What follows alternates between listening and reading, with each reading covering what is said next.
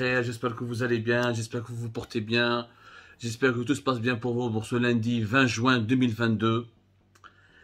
Alors, je vous préviens, ce soir nous avons une importante émission. Ce soir, nous allons parler d'une grande enquête que nous avons menée sur un dossier chaud qui alimente ou qui fait l'objet de plusieurs négociations secrètes entre l'Algérie et la France.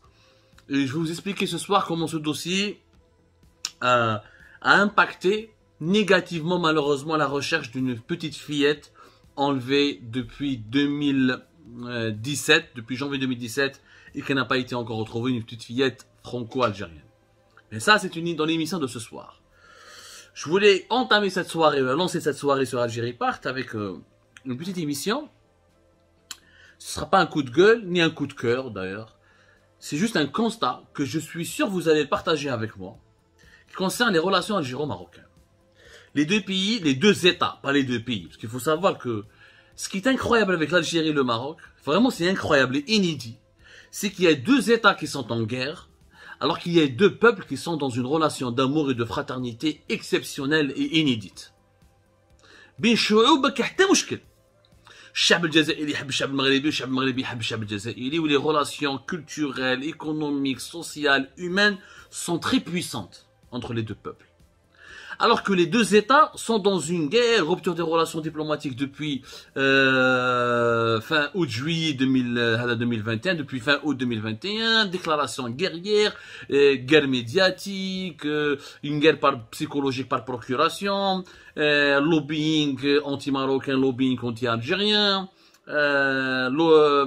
des disputes les instances de l'ONU, des compétitions déloyales entre les deux États et les deux régimes dans plusieurs organismes internationaux.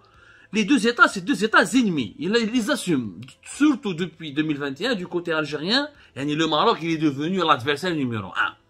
C'est vrai que ce qu'on appelle entre guillemets le Makhzen, le palais marocain, appelons-le, etc.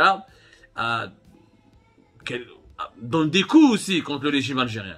Mais on doit le reconnaître que depuis 2020-2021, il y a une propagande anti-marocaine hyper puissante en Algérie. Moi, c'est un Algérien qui le dit. Qui mobilise des médias complets, des chaînes de télévision, des institutions, des ministres. Qu'en est-il récemment? Qu'en est-il des relations entre les deux peuples? Récemment, des images ont donné une démonstration parfaite que les régimes sont sur une rive, les peuples sont sur une autre rive. Récemment, deux grands joueurs du football algérien, Riyad Mahrez, Manchester City, équipe nationale, Coupe d'Afrique 2019, Islam Slimani, ont été aperçus à Marrakech. Ils ont été invités par Jamel Debbouze au Festival du Rire, à Marrakech. Il y a eu des images, ils ont été bien accueillis chaleureusement. De l'accueil chaleureux, joyeux, des bonbons agréables, d'arc, etc.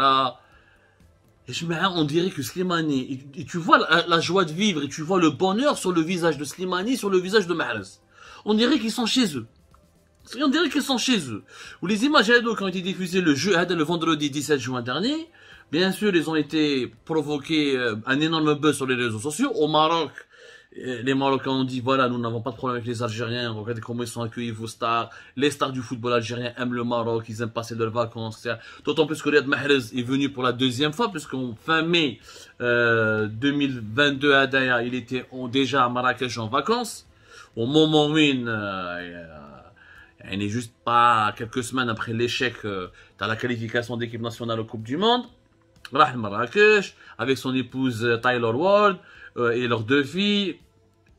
Enfin, les deux filles, t'as le premier mariage, t'as sa femme. T'as des vacances, etc. Où il s'envoie faire Mahrez, il est très actif sur les réseaux sociaux, il s'envoie faire etc.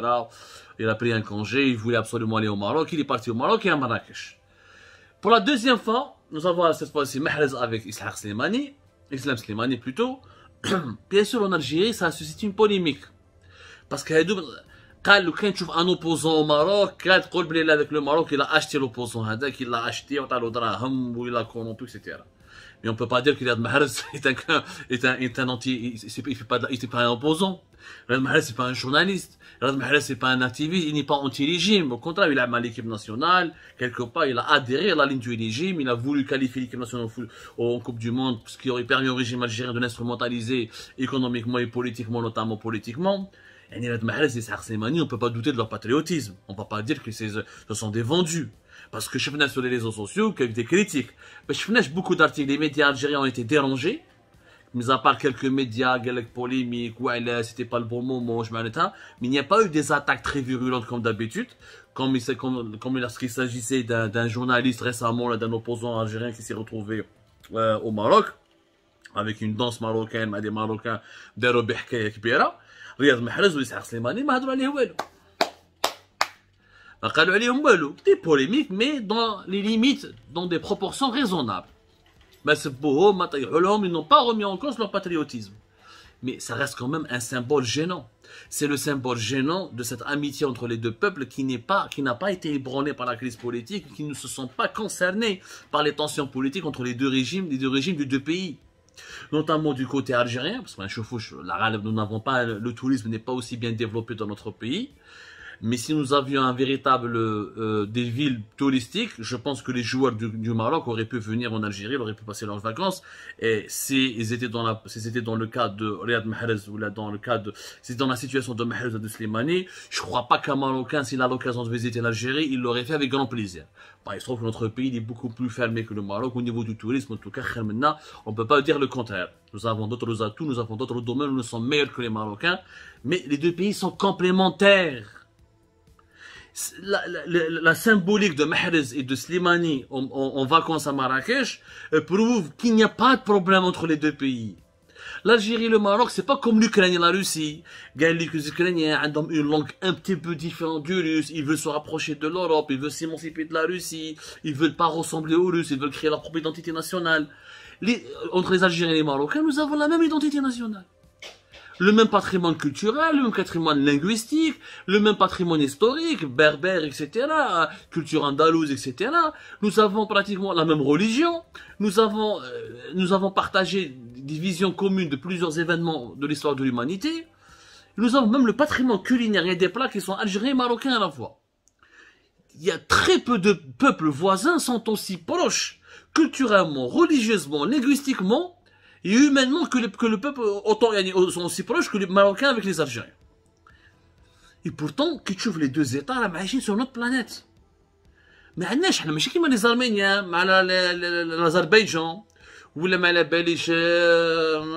les Pakistanais avec les Indiens. Non, il n'y a pas de tension entre les deux peuples. Il n'y a aucune zéro. C'est pour ça que le conflit algéro-marocain n'a jamais trouvé un écho médiatique sur la scène internationale, n'a jamais préoccupé les dirigeants du monde, les grandes puissances, n'a jamais suscité un intérêt grandiose par rapport à d'autres zones de conflit qui sont beaucoup plus inquiétantes.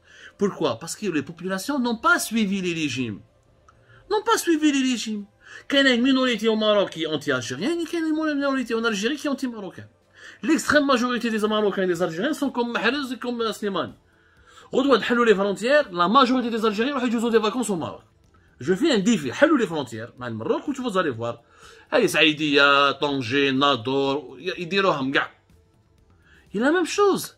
Vous ouvrez les frontières, vous allez voir qu'il y aura de nombreux Marocains qui viendront visiter l'Algérie. Ils ne seront pas aussi nombreux que les Algériens qui visiteront le Maroc. Le pouvoir d'achat n'est pas le même. Et les infrastructures touristiques au Maroc sont plus développées qu'en Algérie. C'est comme avec les Tunisiens et les Algériens. Il y a plus d'Algériens qui partent en Tunisie que de Tunisiens qui viennent en Algérie. Mais ça n'exclut qu'il y a une véritable amitié entre les deux peuples tunisiens et algériens. Et qu'il y a des liens d'interdépendance.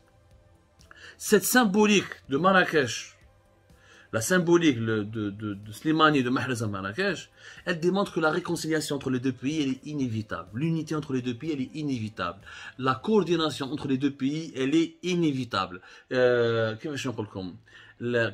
construction de passerelles pour toujours, parce que les passerelles ont existé, elles sont montantes, elles sont historiques, mais la construction de passerelles politiques entre les deux pays, elle est inévitable. Elle va se faire aujourd'hui ou là demain. Peut-être pas avec les dirigeants d'aujourd'hui, peut-être pas avec les dirigeants algériens ou marocains d'aujourd'hui, mais elle va se faire demain ou là après-demain. Mais elle va se faire. L'histoire et la géographie nous condamnent, nous, Algériens et Marocains, à vivre ensemble, à partager le Maghreb et à le diriger, à le guider vers un avenir meilleur. C'est notre mission que l'histoire nous a assignée. Mais qu'est-ce? Les tensions politiques n'existent que dans l'esprit des dirigeants.